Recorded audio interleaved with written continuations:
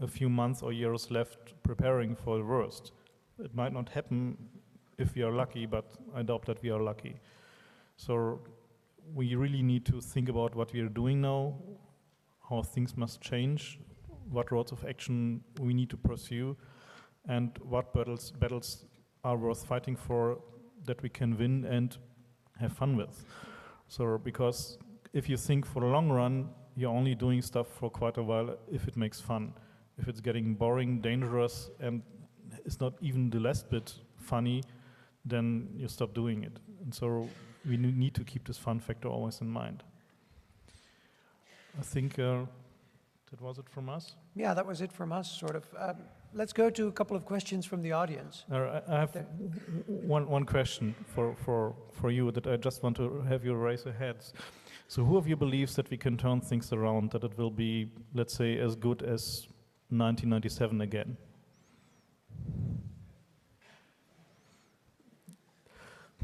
Okay, at least a few. Thanks. Not entirely hopeless.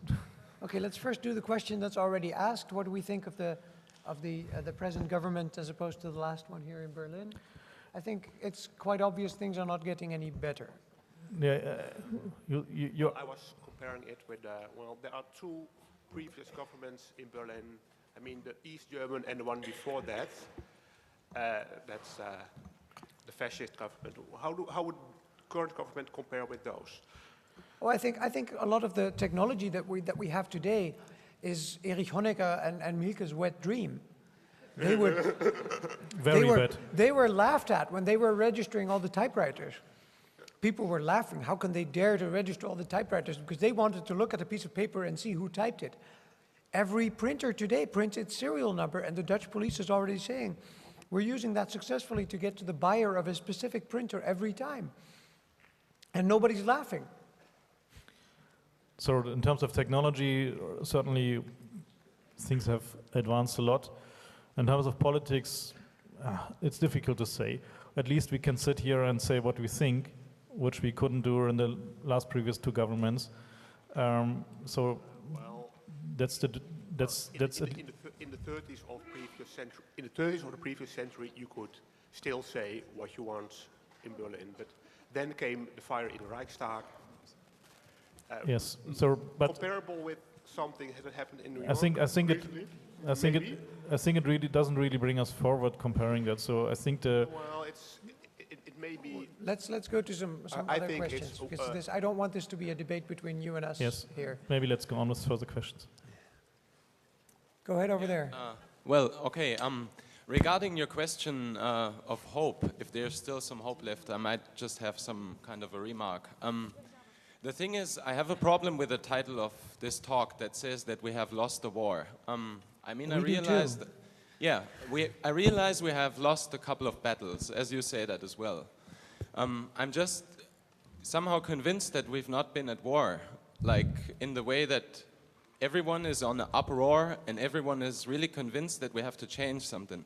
We have not joined forces with all the other splinters in this society all over the world that struggle for basically the same thing, but they don't have the possibilities as we have.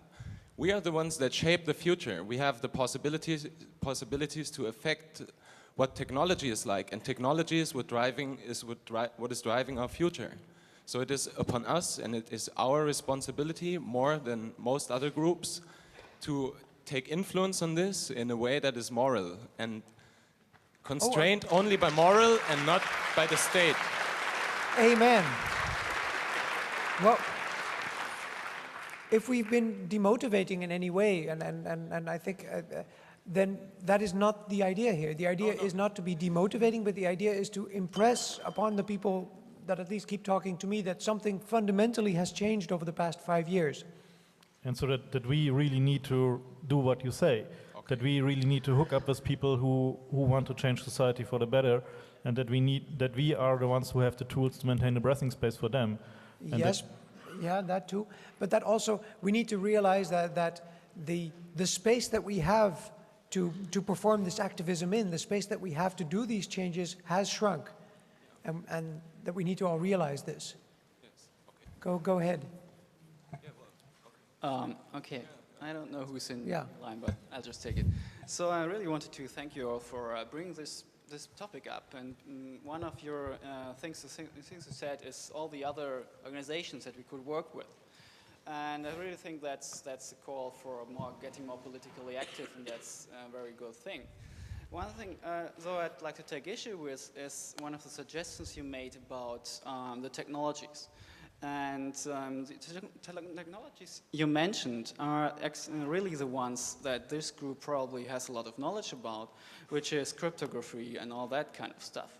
But these are basically evasive tactics. It's hiding. It's not progressive. It's not what you asked for in the later part.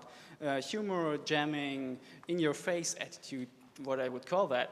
And this is, I think, some of this might be because there is some technology that's coming, that's behind all these new developments that we actually don't know that much about.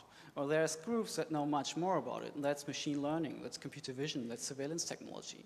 And I would really like to, well, state that I think these technologies are getting much more important, and that we as a hacker group have very little knowledge about all that, and that we should change that and should get into these things. And they are very interesting and cool, and it's really hot stuff. I mean, it's fun. Yeah. And so if anybody who doesn't really know what to study yet, get into these kind of things. I agree, but you need both.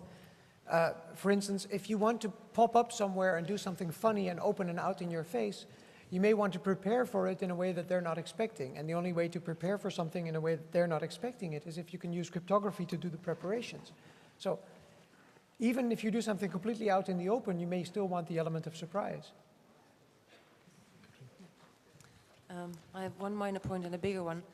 The minor one is you asked for people to please raise their hand if they believe that change was possible in the next few years. You didn't ask the second question, which people don't, because there would still be a group that wouldn't raise their hand at all, amongst them me. So suddenly you get a much bleaker picture of the atmosphere in the whole room than you might have gotten. That's one. The second is, the both of you talked about they quite a lot. They have a proposal already the next day in Parliament. They are vying for DNA sequencing. They want to have cameras in their own street. But you're all talking about different theys at the same time. The first they who have the proposals ready is people in Parliament. The they who want data sequencing is both scientists and some lobbyists and some politicians. The they who want cameras in the street are people. And lumping it all in one doesn't make the issue any clearer. Actually you're sort of modifying it into almost something that verges on the the big theory. You're absolutely right. I don't think that's helping.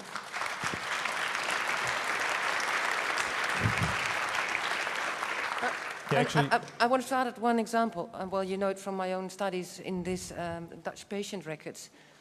Suddenly the Dutch are getting this electronic metric ID card. But that was very much a card in search of a function, which is this electronic record. But it's not that there was this master plan to give all of us those cards and they've just been waiting for the opportunity to do so, as in there was this giant master plan behind it. It's just as haphazardly as we suddenly, oh, you and I talk and then I say something, you say something, and the third of us gets this bright idea. That's what's happening in other areas as well. And suddenly you turn it into a sort of complot, which... Okay. You're absolutely right. I normally, when I speak of they, I say something very much along these lines that is very hard to define a they. On the other hand, somebody did have all these laws ready in all these different countries. And these may be different groups, these may be pressure groups inside the Ministry of the Interior, these may be, it's sometimes very hard to say who is they.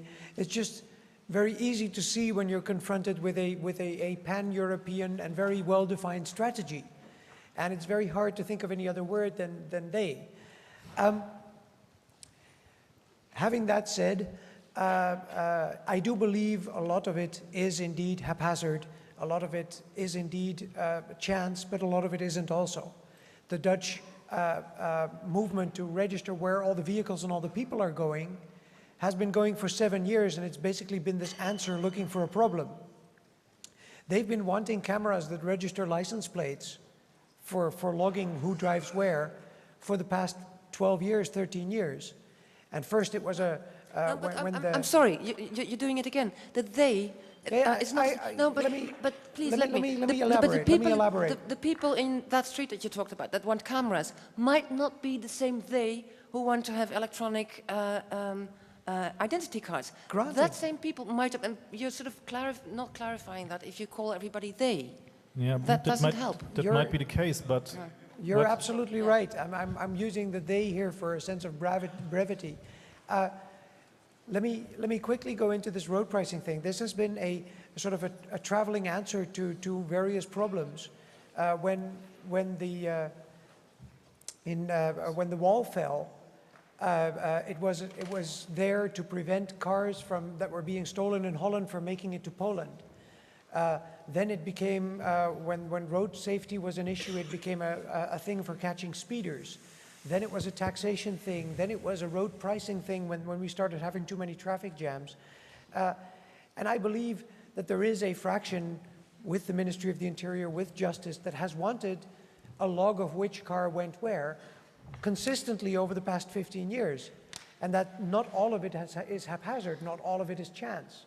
But a lot of it is. Never attribute to malice what can be sufficiently explained by stupidity.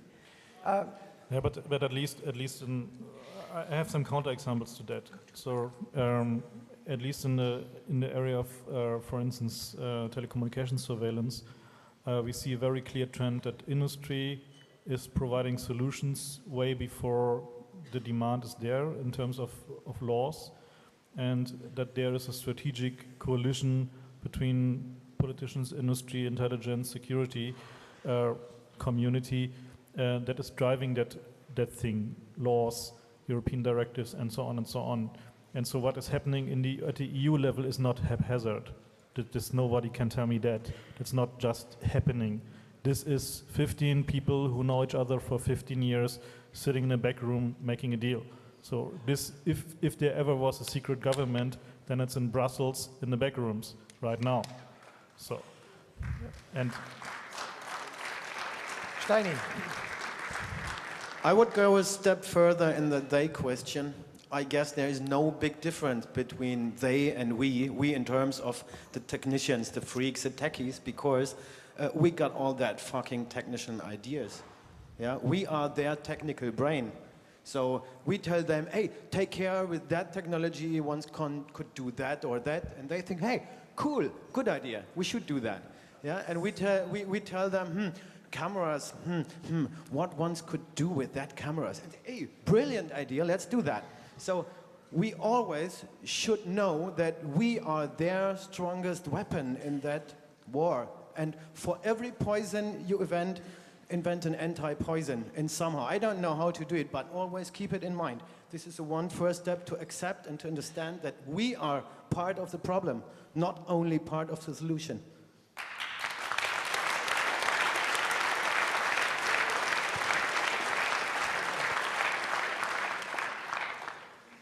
Do you consider it possible to overfill these collecting databases because there are a limited amount of disk space even in the future and limited amounts of processing time for profiles? No, I don't think that's realistic.